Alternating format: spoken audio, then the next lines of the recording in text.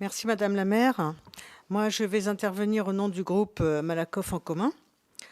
Madame la maire, mes chers collègues, dans le contexte économique sinistré que Madame Sonia Figuer a bien voulu nous rappeler, alors même que la dotation de l'État aux collectivités est gelée et les recettes de ces dernières particulièrement dégradées, le groupe Malakoff en commun considère que la municipalité s'enorgueillit en maintenant à l'identique le budget qu'elle consacre chaque année aux subventions associatives.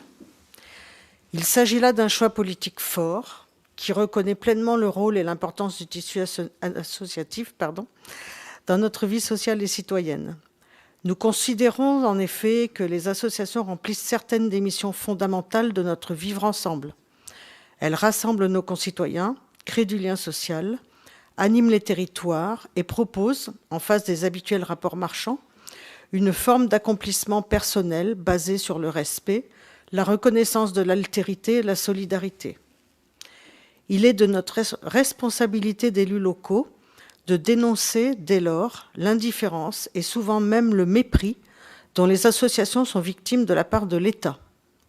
Chacun garde ici en mémoire la tentative heureusement avortée de privatiser le 3919, le numéro national d'aide aux femmes victimes de violences, jusqu'alors animé par la Fédération nationale Solidarité Femmes. La mobilisation, entre autres, des élus locaux a permis de faire reculer le gouvernement. Mais il reste que, depuis des années, le monde associatif subit de plein fouet le désengagement de l'État.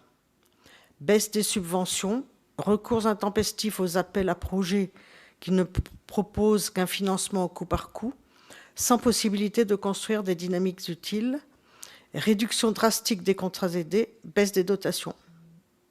Pire encore, les associations sont désormais instrumentalisées dans le petit jeu délétère pour notre démocratie que le gouvernement joue avec l'extrême droite. La création récente du contrat d'engagement républicain ajoute la défiance au désengagement. Ce contrat jette une suspicion préalable et hors de propos sur l'ensemble du monde associatif, au prétexte du comportement inacceptable d'une infime minorité, contre laquelle, d'ailleurs, l'arsenal juridique en vigueur est largement suffisant. Les associations sont en première ligne, depuis la crise sanitaire, pour faire vivre la solidarité au plus près du terrain.